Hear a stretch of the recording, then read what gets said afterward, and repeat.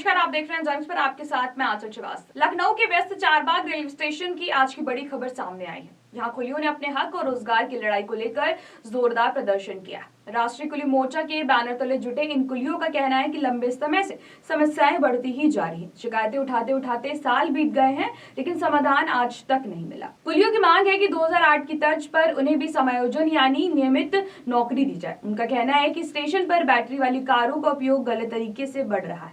ये कारें सिर्फ दिव्यांग, बीमार और जरूरतमंद यात्रियों के लिए चलाई जानी चाहिए, लेकिन अब इनका इस्तेमाल हर तरह के यात्री और उनके सामान को ले जाने में किया जा रहा है और इससे कुलियों का रोजगार लगभग छीना जा रहा है। कुली एसोसिएशन के पदाधिकारी सुरेश यादव का आरोप है कि रेलवे बोर्ड की कई महत्वपूर्ण नीतियों जैसे बच्चों की शिक्षा, मेडिकल सुविधाएं, गेस्ट हाउस सुविधा को चारबाग स्टेशन पर लागू ही नहीं किया जा रहा। उनका कहना है कि बोर्ड के नियम साफ है, लेकिन स्टेशन प्रशासन मनमानी कर रहा है। ई रिक्शा सिर्फ दिव्यांग के लिए होना चाहिए, लेकिन यहाँ आम यात्री को भी उसी सेवा में ले जाया जा रहा है।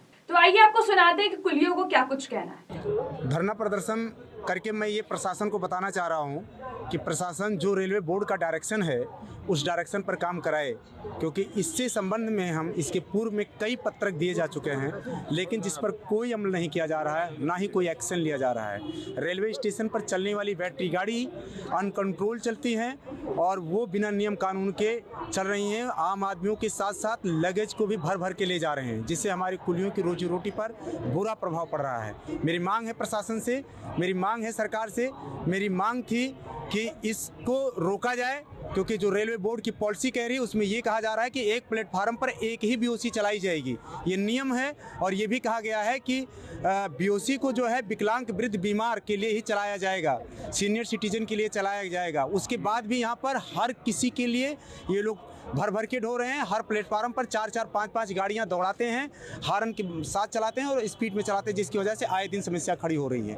दूसरी बात, मेरी मांग थी सरकार से कि सरकार की जितनी भी योजनाएं हैं कुलियों के आर्थिक उत्थान के लेकर के, उनकी सामाजिक उत्थान को लेकर के, जैसे उनके लिए मेडिकल कार्ड हो गया, उनके रहने के लिए आधुनिक सुविधाएं हो गई, उनके बच्चों के एजुकेशंस हो गए, उनके लिए मेडिकल कार्ड हो गए, लेकिन ये सारी सुविधाएं कागजों पर ही हैं। अभी हाल ही में 30/10/2025 को भारत सरकार के रेल मंत्रालय द्वारा मुझे एक पत्र सौंपा गया, जिसमें कहा गया कि ये सारी फैसिलिटी आपको दी जा रही है, बच्चों का एजुकेशन, वर्दी, पास, मेडिकल कार्ड, ये सारी चीज़ें, लेकिन ज़मीनी स्तर पर देखा जाए तो हमें कुछ भी नहीं मिल रहा है।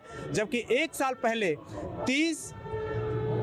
30/12/2024 को सीनियर डीसीएम महोदय के द्वारा एक पत्र मुझे दिया जाता है, रिसीव कराया जाता है और कहा जाता है कि बीओसी गाड़ी नियमन चलाई जा रही है, वर्दी, पास, मेडिकल कार्ड, ये सारी सुविधाएं आपको दी जा रही है, जबकि जमीनी स्तर पर देखा जाए तो हमें कुछ नहीं मिल पा रहा है। आज आप क्या कर रहे हैं?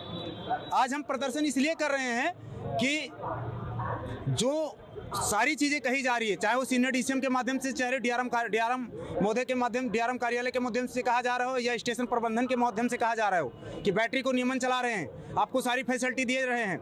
रेलवे बोर्ड कहता है सारा कुछ मिल रहा है, रेल मंत्रालय कह रहा है सारा कुछ हम दे रहे हैं, लेकिन हमें कुछ नहीं दिया जा रहा है। इसलिए मैं एज ए राष्ट्रीय कुली मोर्चा संयोजक की तरफ से पूरे भारत में एक राष्ट्रव्यापी प्रोटेस्ट किया जा रहा है, जिसमें भारत सरकार को भी आगाह किया जा रहा है कि आप अगर इस पर कड़ा एक्शन नहीं लेते हैं तो आने वाले समय में इस पर और उग्र आंदोलन किया जा सकता है।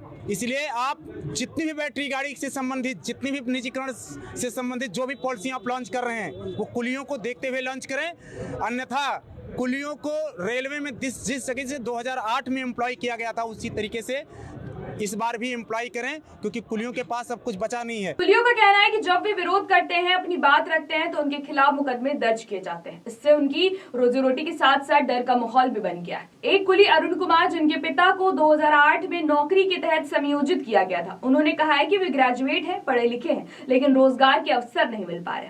अरुण का आरोप है कि बैटरी कारों के माध्यम से लोगों का सामान ढोया जा रहा है, जिससे कुलियों के पास कोई काम ही नहीं बचता। उनका साफ कहना है कि हमें ग्रुप डी में समायोजित कर दिया जाए, जो भी काम दिया जाएगा हम ईमानदारी से करेंगे। कुलियों की ये आवाज आज लखनऊ से उठी है, लेकिन ये सवाल देश के कई बड़े स्टेशन पे सवाल खड़े करता है। क्या आधुनिक व्यवस्था के नाम पर लोगों का रोजगार छीना जा रहा है? क्या रेलवे बोर्ड की नीतियों को जमीनी स्तर पर लागू करने में लापरवाही हो रही है? फिलहाल चारबाग स्टेशन पर कुलियों का गुस्सा शांत नहीं है और उनकी मांग है कि सरकार और रेलवे प्रशासन तुरंत दखल दे और उनकी समस्याओं का हल निकाले। तो ऐसे ही देश और दुनिया की बड़ी खबरों पर नजर रखने के लिए आप जुड़े रहिए जन एक्सप्रेस के साथ। नमस्कार।